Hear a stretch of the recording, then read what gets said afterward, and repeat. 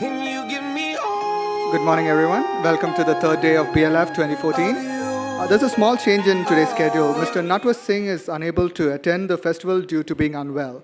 Instead, we'll be treating you to a sparkling chat between super journalist Mr. Shekhar Gupta and Mr. Arun Shourie from 12 to 12:30.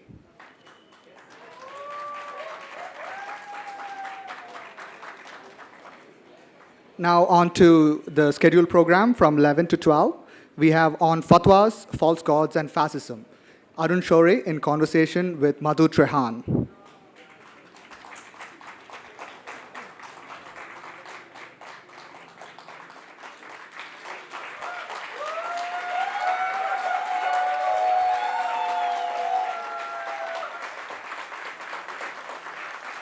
Author, journalist, and politician, Arun Shourie has received several national and international awards, including the Padma Bhushan, the Magsaysay Award, the Dadabhai Nauroji Award, the Astor Award, and the International Editor of the Year Award. He was a minister in the Government of India from 1998 to 2004. His books include Does He Know a Mother's Heart? How Suffering Refutes Religions, Worshipping False Gods, and Falling Over Backwards, an essay against reservation against judicial populism. The World of Fatwas or the Sharia in Action, Harvesting Our Souls and Hinduism, Essence and Consequence. Madhu Trehan, who started the news magazine India Today in 1975, produced and anchored TV news magazine program News Track and became known as a pioneer in investigative journalism. She has written the book Prism Me a Lie, Tell Me the Truth, Tehalka as metaphor, and is now editor-in-chief of www.newslaundry.com, a website that critiques the press and media.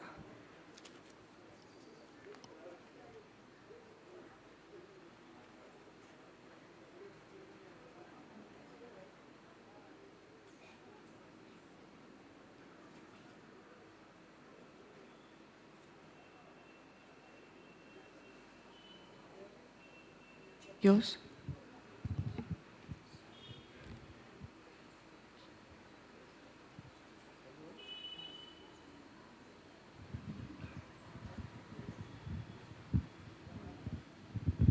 Hello?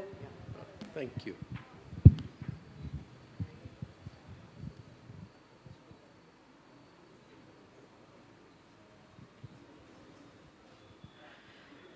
Welcome, Arun.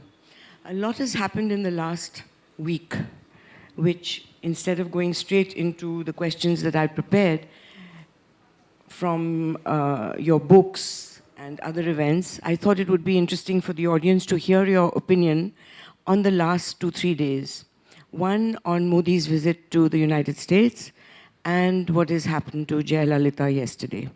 So first, if you could give us some gyan on how you think the Indo-US relationship is going, what are the changes, and also in relationship to the tutu meme that's going on in the UN General Assembly between Nawaz Sharif and the Indian delegation and Narendra Modi's response to Nawaz Sharif. Actually, on the question of Indo-US relations, Thoda upar. there is no doubt that we are, in my view, this is not Mr. Modi's view, this is not the government's view, just my personal view. For India, the immediate problem, the much smaller problem is always Pakistan. And it's a problem because it is propped up by others, by the United States, by China, by Saudi Arabia. And secondly, the longer-term problem is actually China. And therefore, any relationship that India can forge, and they will be issue-based relationships, nobody's going to do our work for us, but with Japan, with Vietnam, with Australia, with the United States, because of it's a Pacific power, that these are very important relationships. And what Mr. Modi's agenda is with them, the extent to which the Americans at this time torn between being isolationist or withdrawing and being sucked into another engagement in West Asia. To what extent America will respond, I don't know. But the crucial questions are two in this relationship. One, what is the strategic partnership that they are prepared to undertake in regard to China and in regard to, let us say, India becoming self-sufficient in defense production? And secondly, to what extent are they prepared to give up their double standards in regard to terrorism, in that Pakistani Taliban is bad, or the Afghan Taliban is bad, but the JUD is good. So those things certainly should be foremost on the agenda. I do not place any importance on these sundry agreements which are signed. You know, commerce or trade or so many things. Nothing comes of them. Now, Narendra Modi's actions right after his election and swearing in seem to show his serious focus on China, his foreign policy, his neighbors, visits with the neighbors, etc. You've written 2 books on our relationship with China. Are we deceiving ourselves again? Self-deception, India's China policies. So I ask you today, with all the moves that Narendra Modi has made clearly with China on his mind, are we deceiving ourselves again? No, but the moves may be, there are 2 separate moves. One is going to, first is this focus on our own region. That's very important, irrespective of China, but certainly it's doubly important because of China. Second is on reaching out to Japan. That's a wonderful idea. And there is one of the things that China has been able to do, which nobody else could do, was to wake up a happily retired nation like Japan. So Japan now realizes the folly of their investments, let us say, in China. They built up Chinese strength. And therefore, it is very good that they should look. They are now seriously concerned about what they have done in regard to China, and they would be quite happy to partner with India. But we have to rise to the occasion. You can't just say that they will bring $50 billion or $30 billion and we will continue with the way we are. Why will they wait? All over ASEAN, the problem is ASEAN countries, as Mr. Gochuk Tong, the Prime Minister of Singapore, used to say, Singapore and ASEAN need 2 wings to fly, China and India, but India just doesn't seem to come up. So we have to prove that, yes, we are serious about our own development, about our own strength, and about our own security. That is on us. And as to what Mr. Modi's own perception is, I sincerely hope that he does not think that just increasing trade with China is going to defang China. China has very large trade with Japan. Just see what they are doing to Japan. It has very large trade with the United States, but it is determined to overtake the United States in power and dominance and influence. So it was kind of ironical that while the Chinese premier was here, our troops were having a face down with each other. Right, and it's a very important signal by them. That yes, it's, you know, you see, this is a Chinese strategy. Claim. Keep repeating the claim. Grab. Hold on. Let time pass. And the other fellow gets used to whatever you grabbed. Just see today, nobody in India will want to be reminded that after 1962, the Indian Parliament passed a unanimous resolution saying that we will take back every inch of territory in Aksai Chin. Nobody even seriously will talk about it. They have succeeded. They claimed, they repeated the claim again and again, they grabbed, they let time pass, and India got accustomed to having lost their territory. Now they are doing the same thing. They have said the border is undemarcated. That does not mean, yes, let us sit and demarcate the border. That means that they are free to keep coming and encroaching more and more. But Arun, in today's day, So we just know... one small... Sorry. The point really is, the lesson from this is that options depend upon capacity. Unless we build our capacity to face China, we will only be writing books. But the...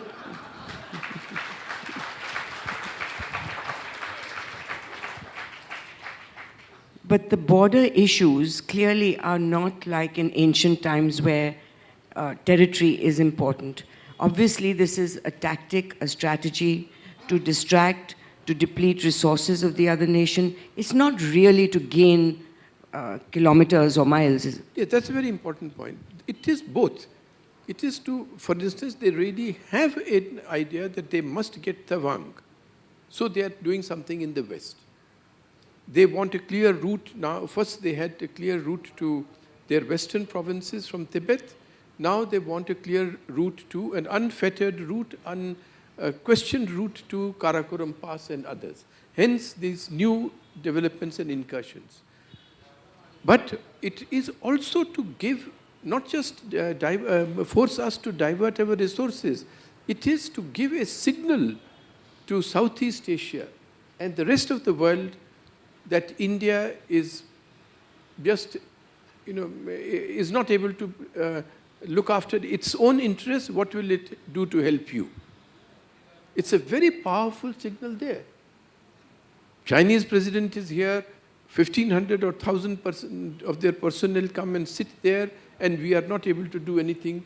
We just, keep saying कि साहब अच्छी बात नहीं है, बातचीत चल रही है, क्यों कर रहे हो? But this was remarkably true during the UPA's period. We expected differently.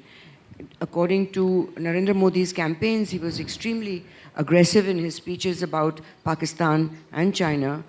Why are we not seeing the same kind of change that we expected? Of course, I don't speak for Mr. Modi, but just 2 points. One is that, as I mentioned to you, options depend upon capacity, not on the rhetoric of an individual. Has India, and that building that capacity requires 30 years, 25 years. We have not built that up. We have always deluded ourselves that if only we talk sweetly, the dragon will become a vegetarian. So, wo nahi hoga. But we're not talking sweetly anymore. Well, so that's the second point. That, so firstly, build capacity. When I would take the case of Pakistan. After 1971, they realized, no, we cannot take on India in a frontal war.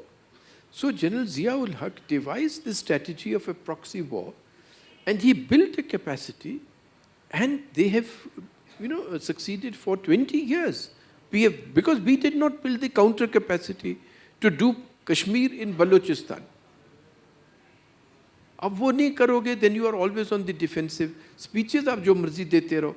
But Pakistan has accused us of playing in Balochistan. No, but the fact is they have accused, but everybody who has tried to find out anything about Balochistan knows that actually India is not doing anything. The Balochis are so upset with India for that reason.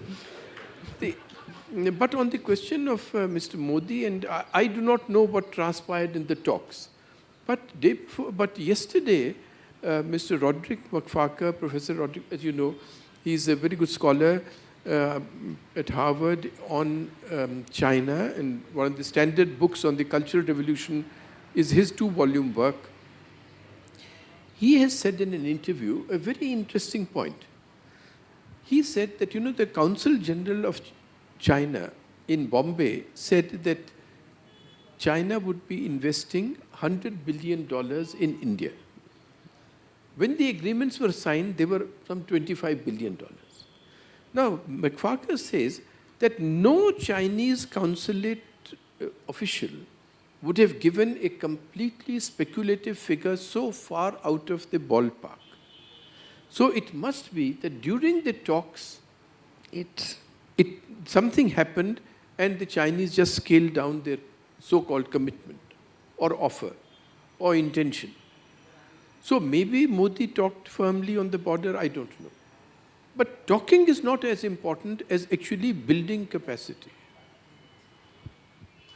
that's the important point. Now, coming to Jayalalitha.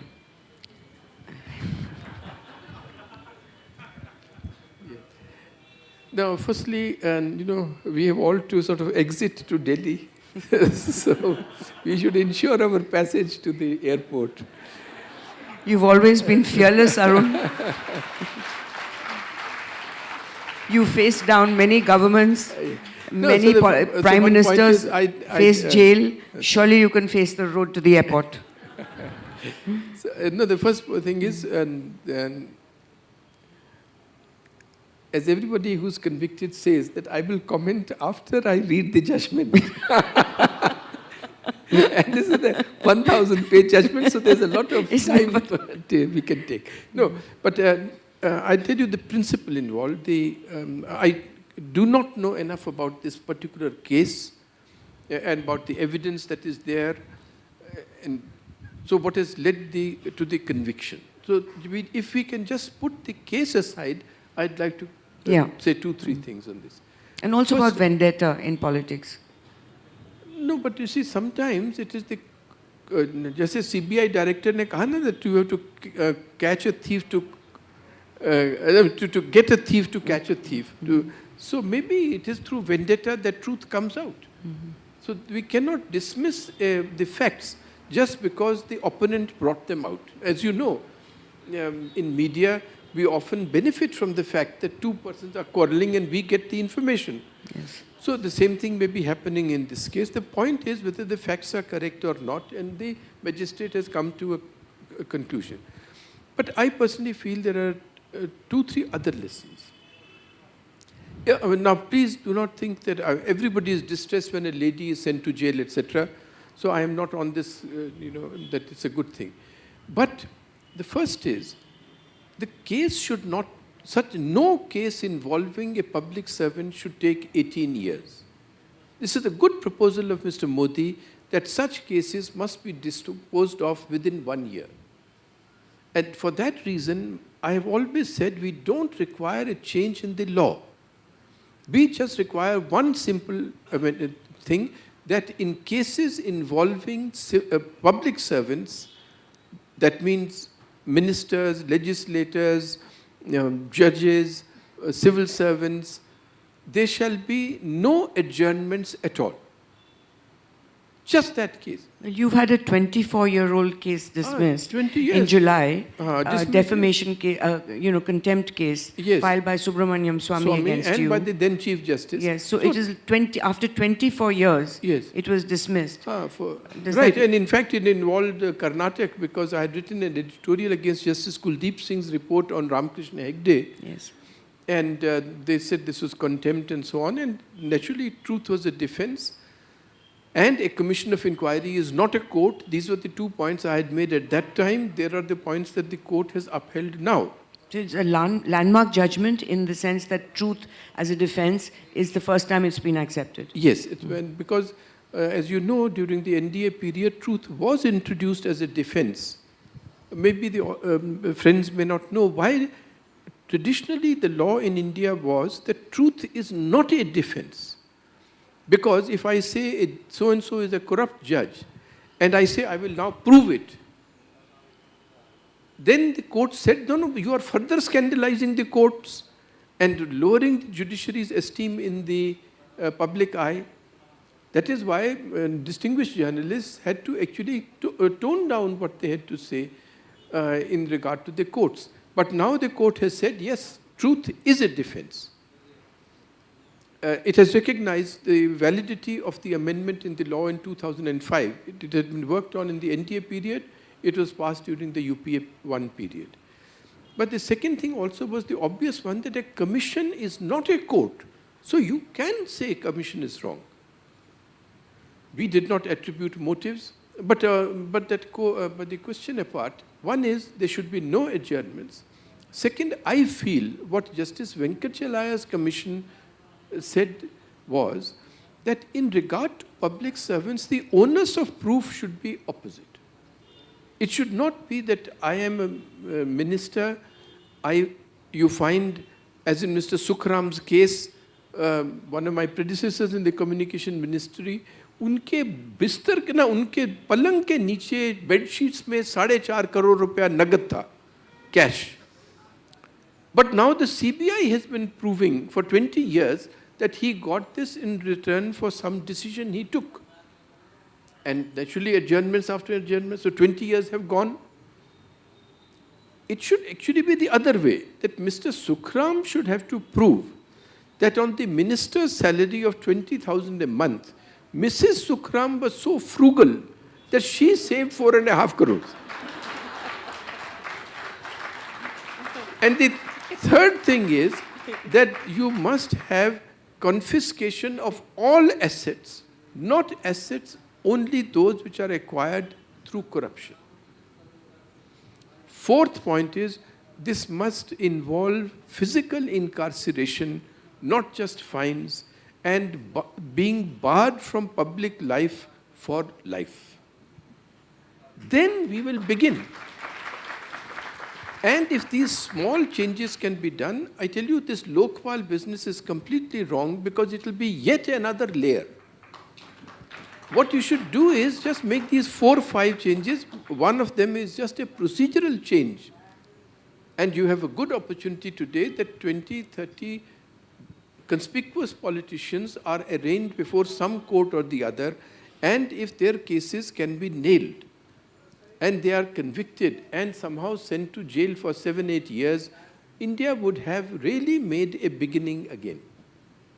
So I think that's, so irrespective of Dr. Jayalalitha being involved, irrespective of the merits of the case, I think these principles are the ones I've written about for a long time, and I still adhere to them. Just to bring you up to speed, Arun, as a woman, please do not say that we have sympathy, especially for a woman going to jail. I think women and men should be treated equally as far as corruption is concerned. So no special favors for women if they have back problems, or what was the other thing she mentioned? Just diabetes, whatever. It has to be taken care of in the same. There should be no gender sympathy on this issue. I'm glad you are saying this, and you are leaving today for Delhi. So please don't say, give special treatment to women. If they deserve jail, they deserve jail. Now, looking at the situation as it exists today, it would be interesting to get your perspective after this period of Narendra Modi campaigning for election for almost 18 months, winning in a landslide seats in the parliament. Throughout the campaign, there was this elephant in the room of Godra. Many times he was asked by different kinds of journalists to address the issue, to apologize. It was always the elephant in the room. Now, let's look at it afresh. He's in power. How do you see the situation now change for what are called, how should Muslims view the situation? How do their insecurities, how should they be addressed? There will be no falling over backwards anymore, clearly. So what do you think this government's position should be related to the minorities? As you said about women, that no special treatment. No special treatment, but complete facilities. You see, can we please all agitate for one thing?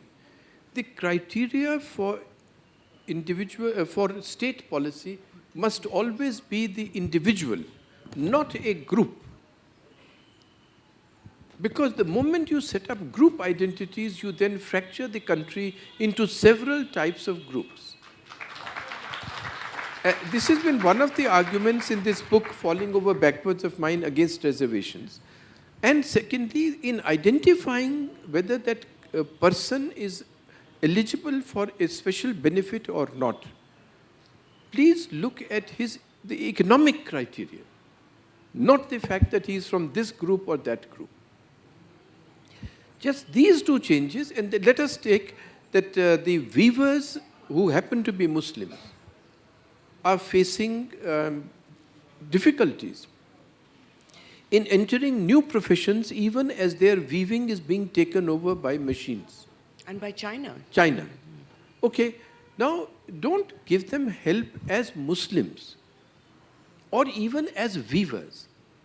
We have, after all, identified below poverty line families.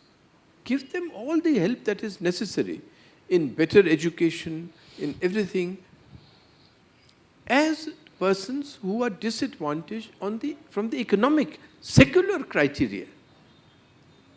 And secondly, please give positive help. Do not give reservations and so on. Everybody, when the starting line is there, everybody must be equal. To equip them to be equal, do everything that is in the power of this state to do. And I would certainly hope that that would be the case. Second point, if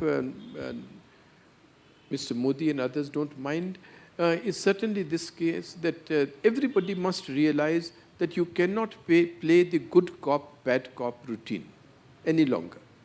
Because of television, because of 24/7, what you call a news cycle, you can't talk development in Delhi and love jihad in UP.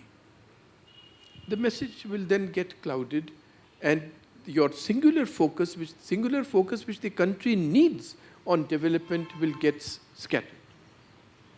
So there must be a consistent message to the country in this regard in terms of government's policies, actions and speech. And also that, you see, if everything will be attributed to Mr. Modi. Whatever is said by any fringe group, by any fringe individual in the name of Hinduism or whatever, it will be attributed to him. But Arun, there has been criticism that he hasn't reined them in. That's why I am saying that yes, he must realize that it will be attributed to him. These questions will be raised. So it is very necessary that all these fringe fellows, ये जो पता नहीं कब मैंगलोर में जो है, वो जो क्या exhibitions तोड़वाया करते थे, क्या नाम था? अरे हाँ, Mr. Muthalik. So all these gentlemen, they may do it here for private enterprise. Or that irrational exuberance. But it will be attributed to Modi. Why is Modi not disciplining these characters? And if I may say so, in Gujarat, he did put them in line. Mr. Togadia never said a word in Gujarat. Outside he would, but not in Gujarat.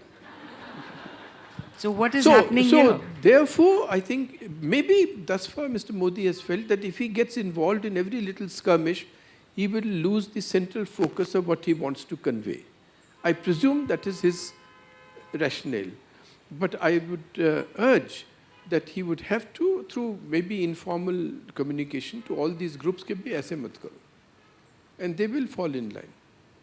There is a question from Twitter, from Gaurav Upadhyay, which is related to what you're saying. He's asking, what kind of measures should India take to prevent ISIS from establishing a base in India? And in fact, Al-Qaeda's announced a franchise also. Yes. I think two things. First, please do not provoke a community as a community. Because then there will always be the case, supposing you are doing this polarization for vote purposes. Whether Mr. Mulayam Singh is doing it or whether BJP is doing it or somebody, anybody starts. What is going to happen is you will create a situation in which 50 persons, 100 persons will get the notion that no, this ISIS is right. And they are enough to create trouble. So don't let that happen. And second is that actually speaking, you must improve intelligence. The answer to terrorism is intelligence and superior technology. You have to outrun them, not run after them. That's Mr. KPS Gill always says. You have to. And one should be ruthless, in my view, in regard to the sponsors of those groups also. Whether it is a state, many friends like Manishankar Iyer criticized me for saying it after 26/11. that I have said in Parliament that I do not believe in an eye for an eye and a tooth for a tooth. I believe for an eye, both eyes. For a tooth, the whole jaw. Unless your enemy knows that, he will continue to do this. And second point is that we have to have the intelligence capability and the technological capability that we should be able to target those who are the sponsors of the poor fellow who actually wears that belt and explodes himself and the bomb. Because otherwise, this fellow dies. We are trying to locate his antecedents, and the chap sitting in Lahore or near Lahore, that kya naam hai iska, Hafiz ki headquarters ka, मुरीद के, तो वो जनाब आराम से महफिल में बैठे हैं.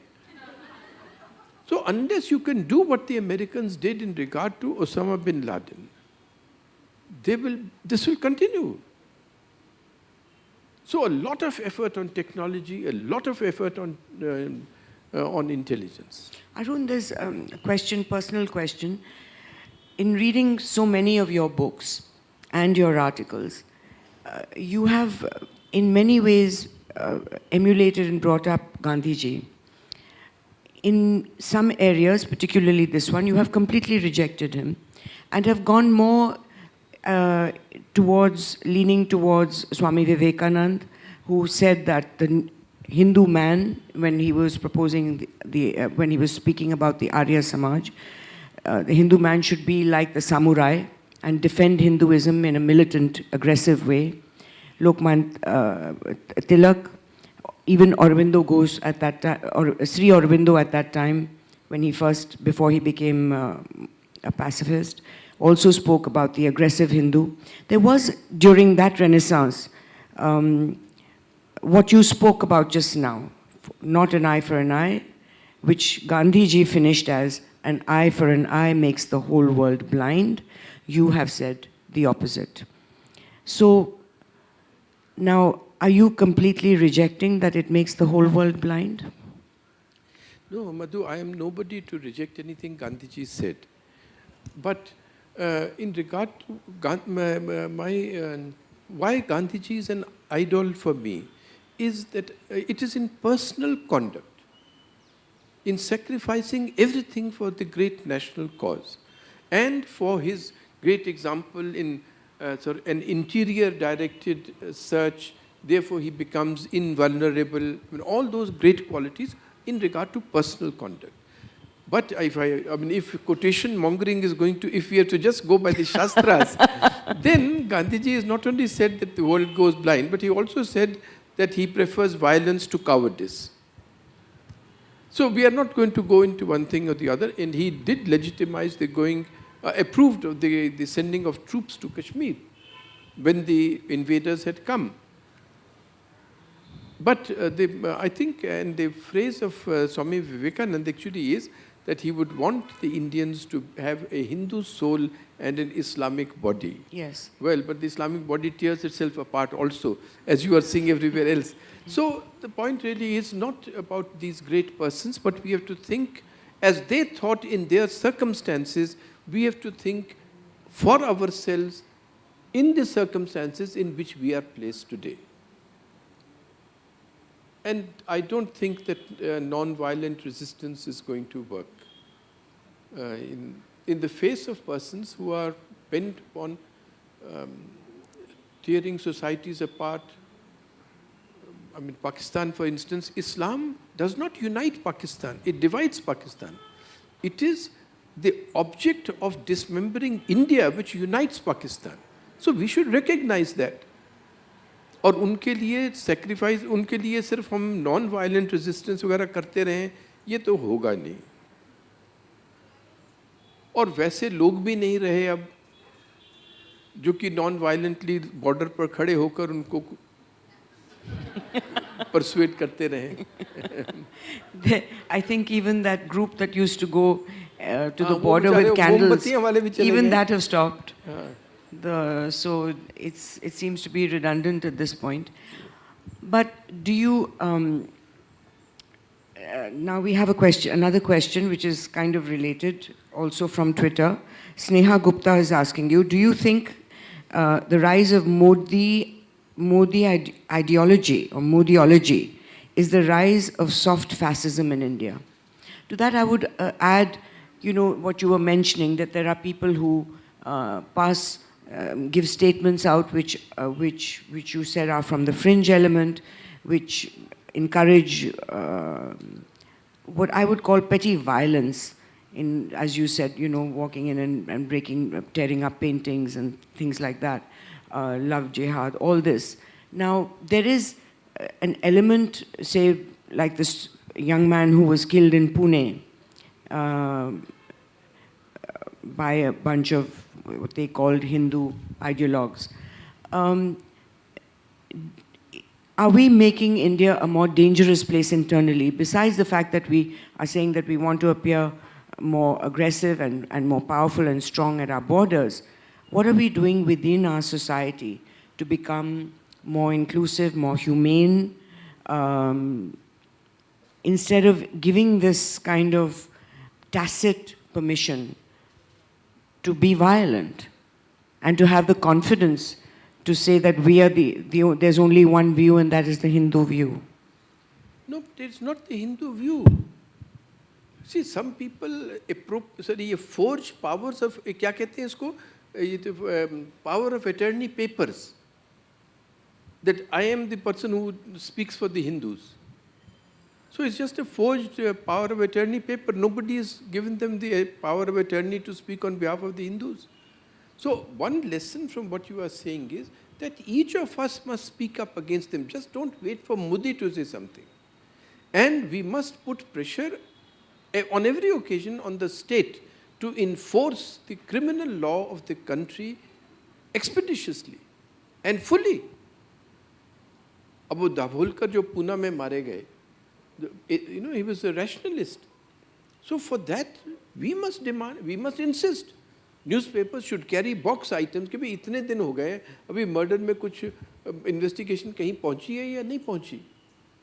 So we should, after all of us are in the communication business, we must believe that communicating facts will have some impact on public opinion, and that will put some pressure on governments. That's our only hope as Democrats. So one is enforcement of criminal law against all these persons, whether it is of hate speech or certainly of violence perpetrated against anyone in this way. Second, I would feel that we should have greater confidence when we and tradition of India. The fact of the matter is that anybody or any group who has taken an extreme position in India has been marginalized.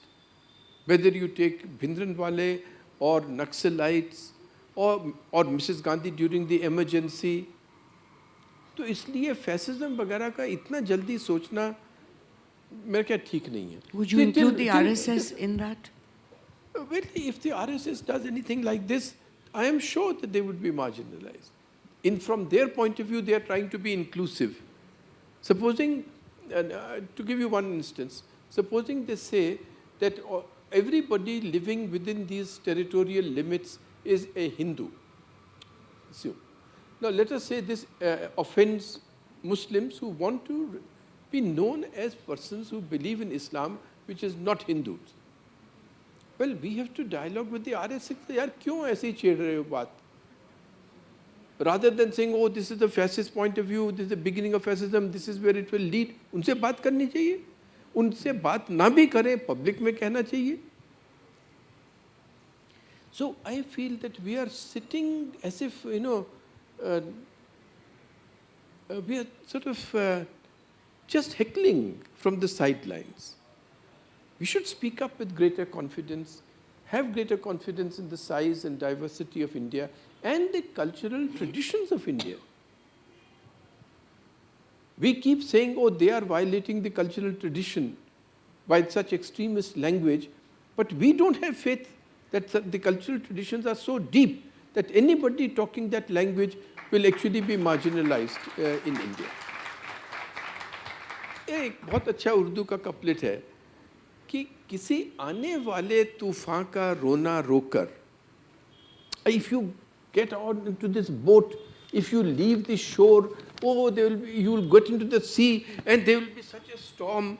किसी आने वाले तूफान का रोना रोकर ना खुदा ने, the boatman, ना खुदा ने मुझे साहिल पे डुबोना चाहा. That he tried to drown me on the shore itself. That don't go into the boat, because if you go, then you will get into the sea and there will be such a storm, you will drown. Therefore, he tried to drown me here. But we should face these people. मुझे एक बार याद है, मधु, सिद्धेश्वरी देवी गा रही थी. दिल्ली में there is a Kamani auditorium, she was singing. So naturally when she's singing, the lights are on her and the audience is more or less in the dark. So somebody got up. They said, Siddheshwari ji, ye gaiye. She said, हाँ. And she started to sing whatever she had planned to sing. When she ended, he again got up. He said, नहीं, Siddheshwari ji, ye gaiye. When he said it the third time, she said, अरे ये है कौन? हमें ये याद रखना चाहिए कि ये है कौन?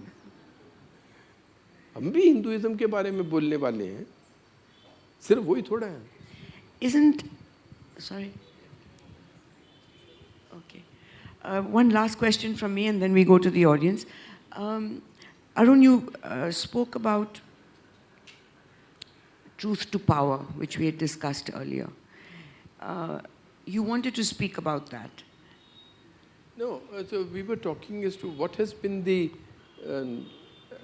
one thread to all sorts of things that I've had a chance to write on constitutional law or history or these scriptures. So probably I mentioned to you that there is this phrase which is given to all writers and thinkers and so on, that our duty is to talk truth to power. Now, actually speaking, this is not just truth to those who are in office, but it is truth to everyone who wields influence, even for instance, on public opinion. So if the media is right or wrong, as you do in news laundry, you are talking truth to power. In my case, for instance, even on scriptures, this last one or two books have dealt with scriptures or the courts. When we feel that yes, they are doing something wrong, it is our duty as persons who read and write to speak the whole truth to them. And that's an important point that we should do. I feel that in India, one of our problems is that we do not speak the whole truth. And especially we do not speak the whole truth to those who are in power, in office actually, not even in power. And the reason why this is important, Madhu, is that in a place like Delhi, the moment you become a minister, or to say nothing about becoming a prime minister, you are sort of surrounded by an impenetrable fog of self-satisfaction. आपके लिए traffic नहीं है, traffic jam नहीं है, आप कहते हो भी ट्रैफिक ठीक हो गया है, आपके लिए दरवाजे खुलते हैं, लोग यूँ कहते हैं लोग इतने पोलाइट हो गए, कल्चर चेंज हो गया. So, and I have seen, you look at these industrialists, look at them fawning. And private budget वाला जो finance minister है, वो बेचारा भी 10 मिनट ही बोल रहा है. जी क्या sir, what is your view? कहते हैं 9 out of 10, 9 out of 10. अब बाद में कहते हैं यार कुछ करो भाई, कुछ हो ही नहीं रहा, बजट में कुछ है ही नहीं. So we should speak truth to power, and truth to power means not just only to office, and the whole truths to everyone who's powerful. Well, you know, Arun, we were at some conclave, and Chidambaram, at that time finance minister, started really whining and complaining about Airtel, and started talking about their connectivity and all kinds of things. And Sunil Mittal was sitting across the aisle from me, and I SMS'd him. I said, why don't you speak up about your company? And he SMS'd me back. He says, only Madhu, only you journalists can do it. We'll have to face the consequences if I raise my voice. Now, one thing. I was in touch with the American delegation when they came with Kerry. And one of the things they mentioned was that they were surprised that the Indian businessmen go with hands folded and ask for things to their government. We need this, please change your policy to suit their private needs for their private enterprise. What the Americans told me was that with us it's the other way around. We tell our government that if you want your government to work, if you want the economy to work, you should do this policy that favors us. It's rather the other way. We demand it, whereas in the Indian businessmen beg for it. See, there are several points, Madhu, and one is that look at, I think Mr. Chidambaram exemplifies the first point. जब वो finance minister हैं, सब उनको हर एक जगह बुलाते हैं. अब वो बेचारे नहीं हैं, तो उनको कोई भी नहीं बुलाता. दरवाजा भी नहीं खोलता. नहीं, और नहीं वो, he is the same man. His brilliance is the same, supposing. Or lack of. But it is the same. अब बेचारे हमारा आनंद शर्मा, कमलनाथ, उनके every word was वेद वाक्य. आज उनकी कोई बात ही नहीं सुनता. So therefore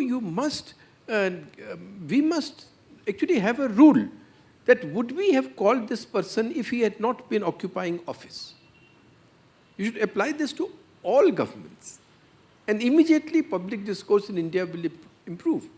I don't think there is any the media in any part of this world in which ministerial statements, ministerial inanities occupy as much newsprint as India. Maybe in North Korea, Kim Il-sung said or did not. So that's one point. Second is that this idea of Mr. Sunil Mittal and others, that you see they have to bear the consequences and you don't have to and me, I don't have to. We do. No, we do, exactly. That's one point. Well, emergency में भी मैंने यही देखा था. नहीं कहते जी आपके पास तो कुछ है ही नहीं, इसलिए you can stand up and say something. अरे यार मेरे पास कुछ नहीं है, इसीलिए probably it's more difficult for me to stand up. I have nothing to fall back on. And we lose access. The minute we speak up against or question even, we lose access, which is the biggest bribe. But the point about access also is something Ramnaji taught me. You see, we think we have access to the minister. But actually the minister through that access is using us in the media. Yes. So we should look twice at that access that the minister gives us. And the third is that the Indian middle class, Indian professionals, Indian businessmen do not realize that legitimacy has passed away from the politician to other classes. So it is up to us to use that legitimacy for the public interest. We are still looking to them. I don't want to it's not a description of the existing businessman.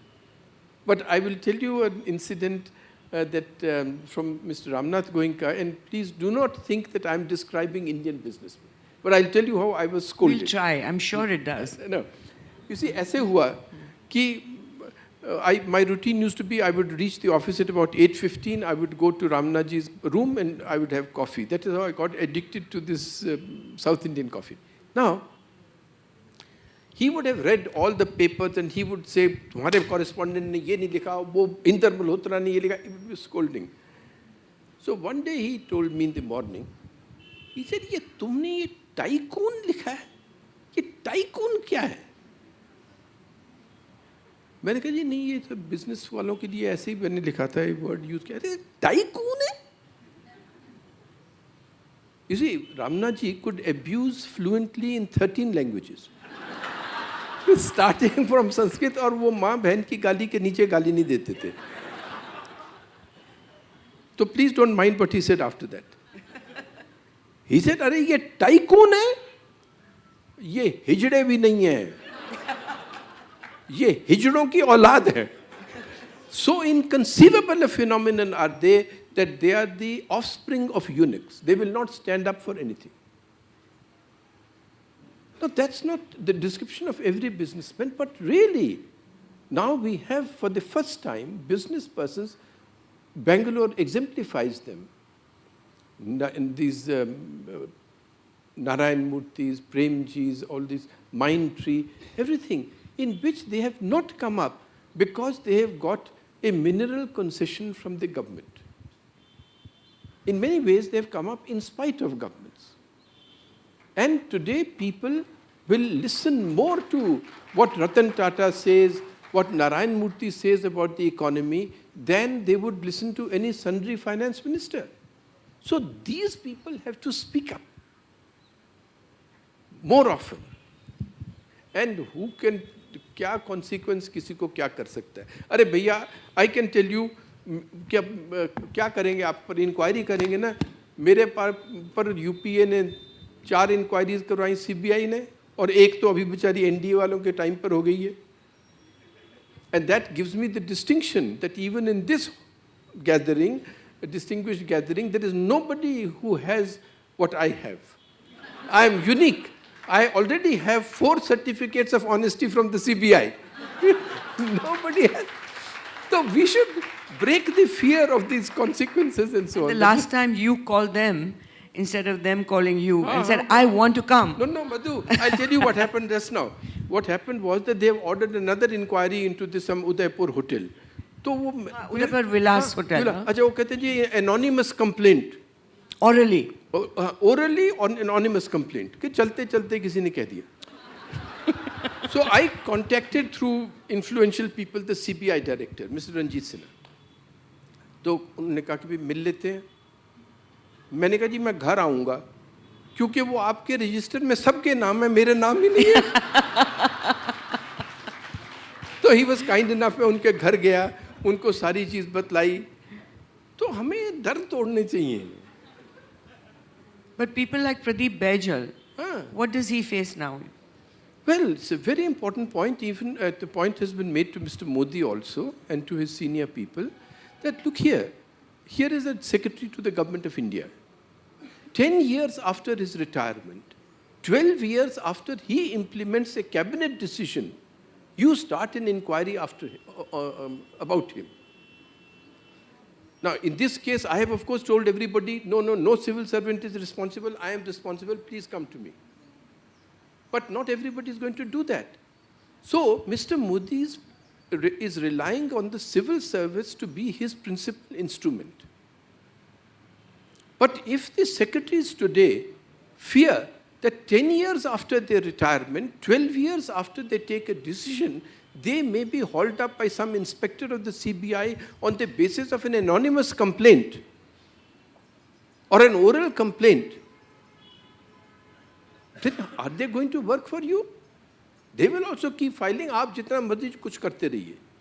और मैंने director साहब से एक और बात कही कि भाई आपके you have started this, your organization has started an inquiry on something called an oral complaint, anonymous complaint. But what is the stand that you as the director of the CBI are taking in the Supreme Court in regard to your registers? You are saying, no, Prashant Bhushan must first reveal the name of the person who gave him the registers, because till we know that the person is credible, we cannot believe that the registers are credible. अच्छा, तो हमारे time पर किसी का नाम ज़रूरत नहीं है, हैं जी, हमारे लिए, मगर आपके लिए उस आदमी का नाम ज़रूर. तो वो बिहार से हैं, तो मैंने उनको बिहार का एक मुहावरा बताया, प्लीज़ डोंट माइंड इट, कि भाई हम करें तो बलात्कार, वो करें तो चमत्कार. Feminists down. One of the issues that has also come up is, I'll hold that.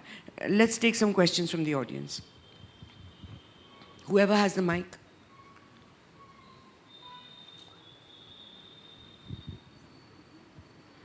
Hello. Good morning, ma'am. Good morning, sir.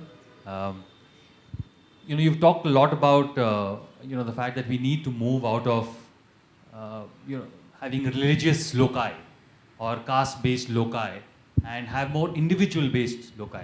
What would it take for the country to show indignation on the poor state of education, of health, of malnutrition, rather than showing indignation over some incident which happens which is religion or caste-based? What would it take to take the country?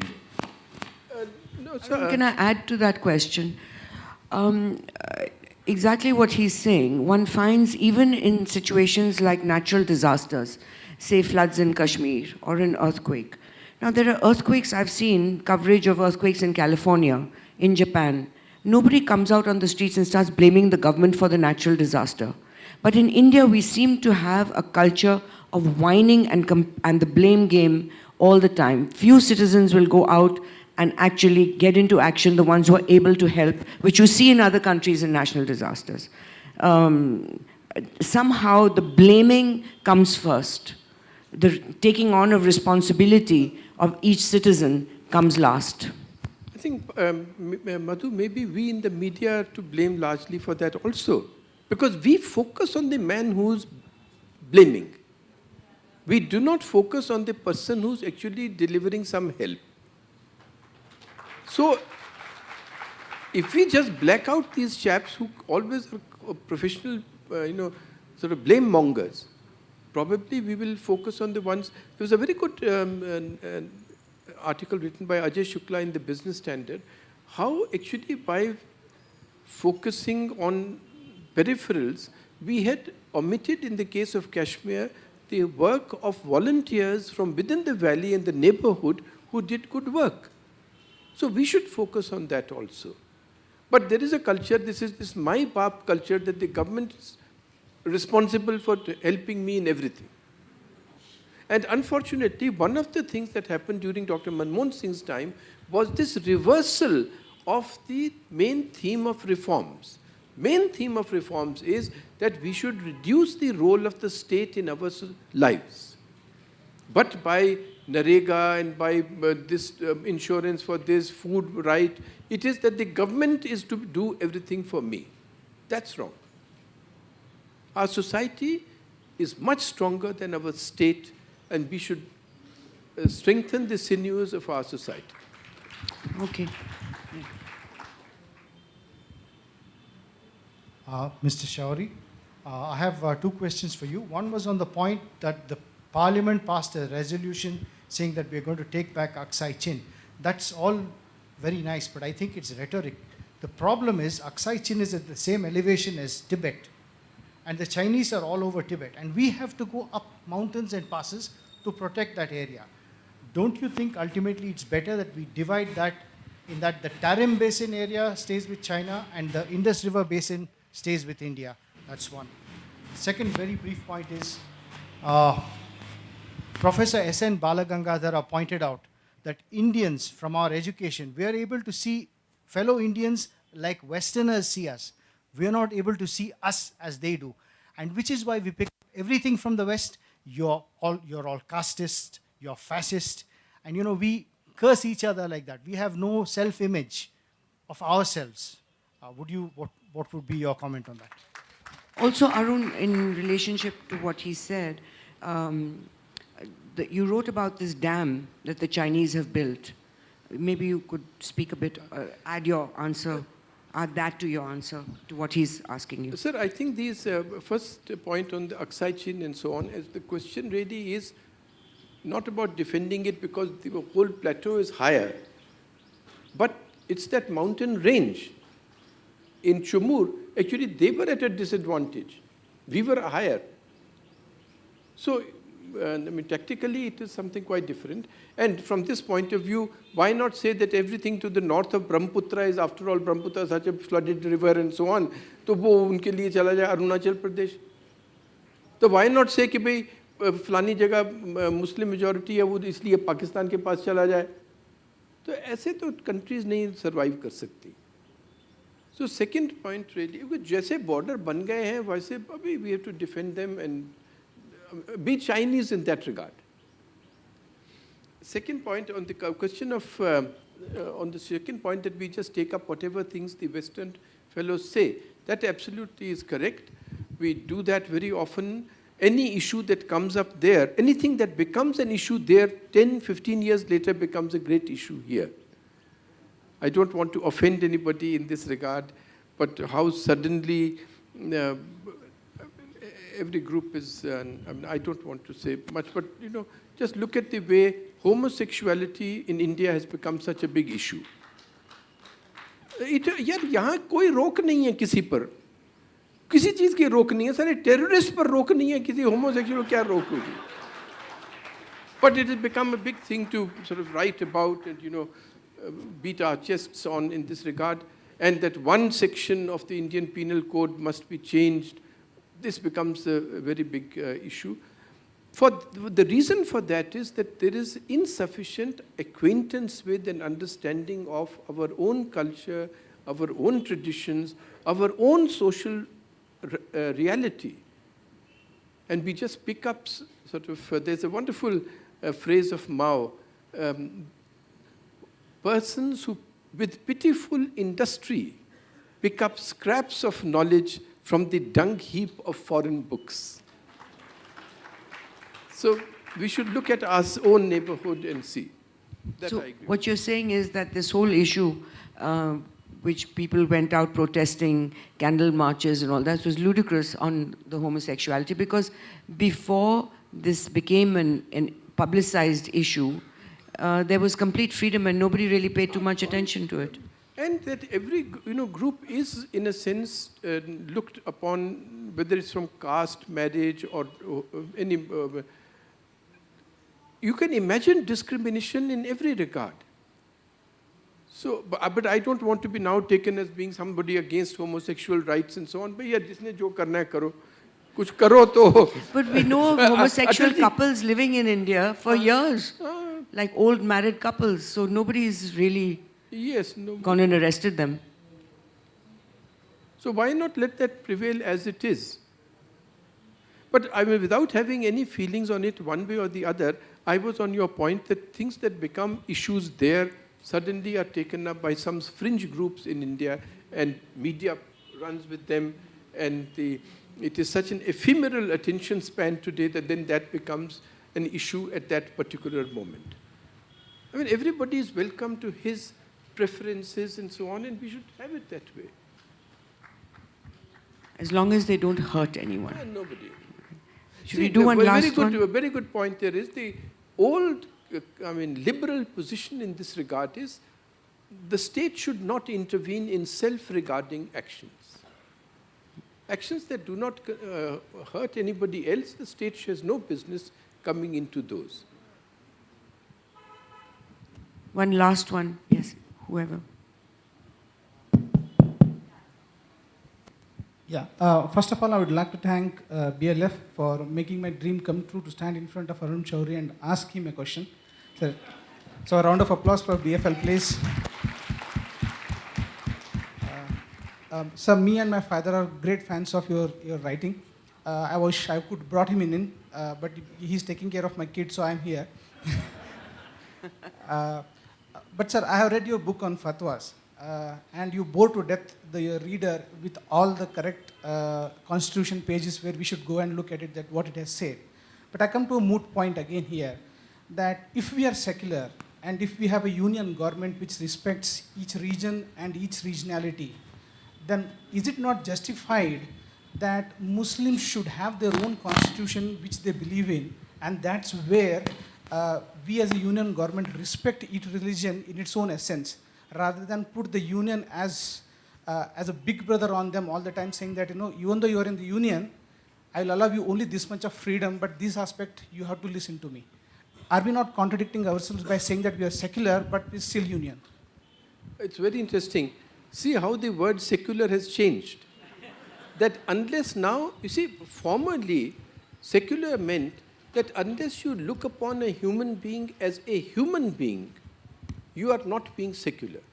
Now it has become, unless you look upon a Muslim as a Muslim and not a human being, you are not being secular. And the second point is, after all, it is the very persons in the Constitution have said that yes, in the state of India shall strive to a common civil code. It's a secular proposition. Now, the Indian Muslim or Indian anybody else who goes to, or Hindu, who goes to the United States does not ask for the Hindu marriage, this property law to be, he becomes a resident or citizen of the United States. Does he want the Sharia to be imposed there? Or that he should live by the Sharia? No. But India may. So it is a question of the weakness of the Indian state. And the confusion in Indian society that we dress up our concessions of this kind as secularism. And the third point is that please see what Sharia is. That is the subtitle of the book, the Sharia in Action. Just see the fatwas I have quoted there.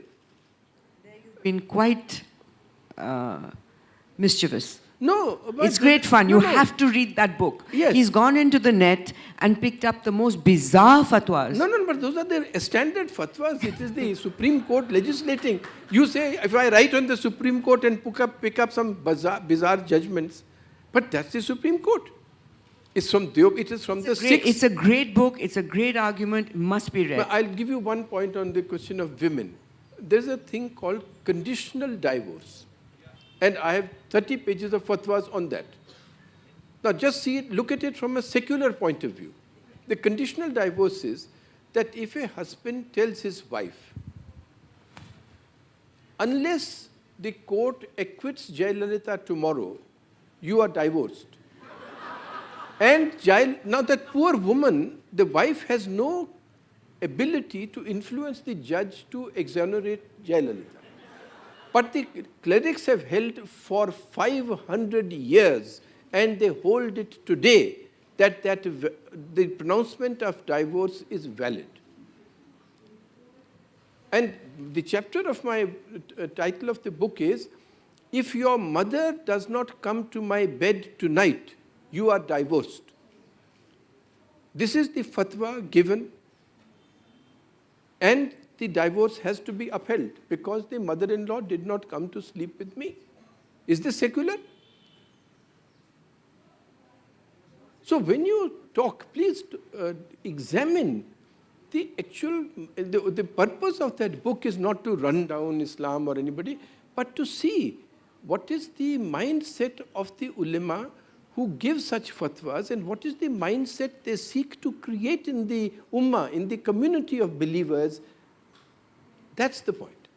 The reality of the recent case where this woman who was raped by her father-in-law was ordered to marry him. Yes, not only that, Madhu, the famous case in which there's a great tribute to the human rights activists in Pakistan.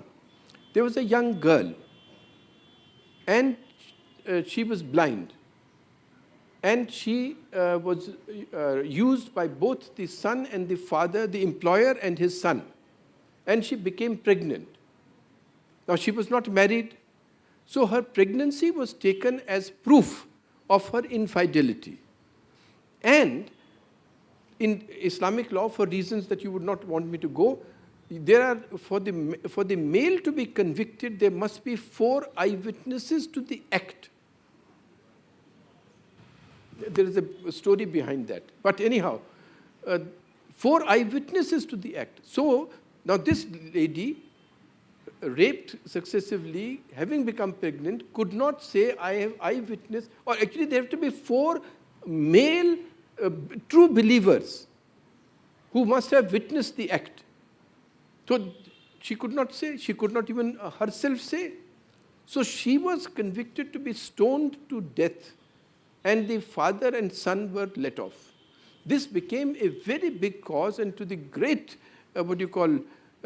tribute of the Pakistani human rights and the women human rights activists there, and the great lawyers like Asma Jahangir and others. Yes, this case was then reversed. तो अब ये आप कहोगे जी शरिया है, और कि अगर मैं इसके बारे में लिखूं तो मैं सेक्युलर नहीं हूं, कम्युनल हूं, हिंदू कम्युनलिज्म को आगे कर रहा हूं, कैसे बात हो सकती है? हमने हिंदू लॉ पर भी ऐसे ही लिखा है. हाँ, जिद्दी लोग हैं. Thank you very much, Arun. It was a treat, as always, to interview you and hear you. It was a treat, I think.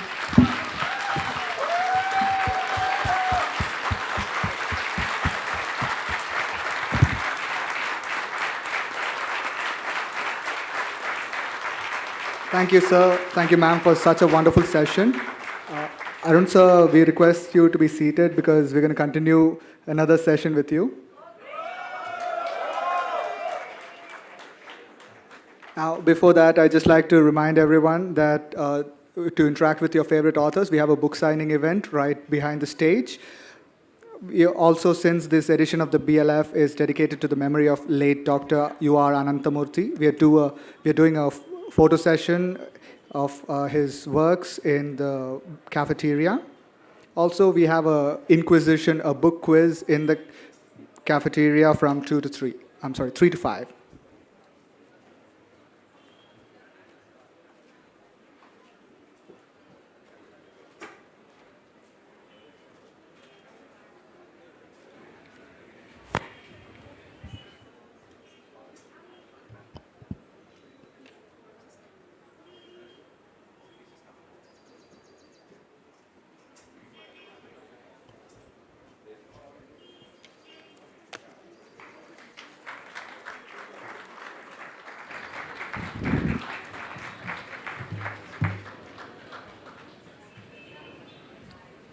Good afternoon, everyone. Welcome to the Day 3 of Bangalore Literature Festival.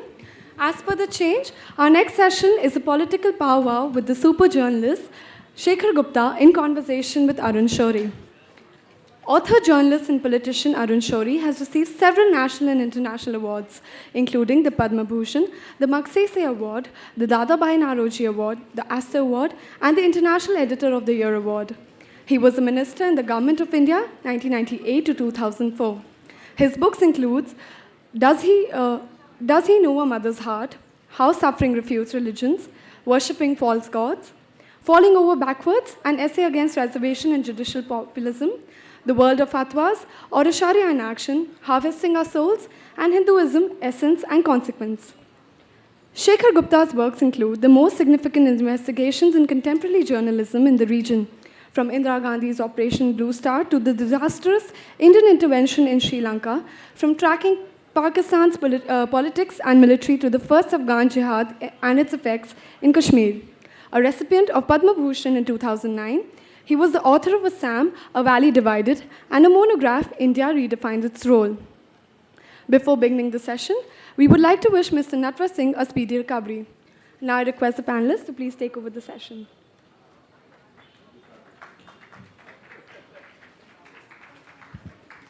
I am delighted to be at the mercy of my good friend Shekhar Gupta. It is only because of this one person that the Indian Express in the North retained its great character. And he brought to the paper an independence. He brought to it a great independence, and he encouraged and brought up young reporters. He introduced on the edit pages and opposite the edit page writers who have really who contribute today to lifting Indian public discourse. So he has been priceless, and he has made priceless contributions to. So now that I have flattered him, I'm sure you know that he'll be kind to me. I think I can take the rest of the session telling you of the contributions that Arun has made to Indian journalism and to my life and my career. He's my first and last referee on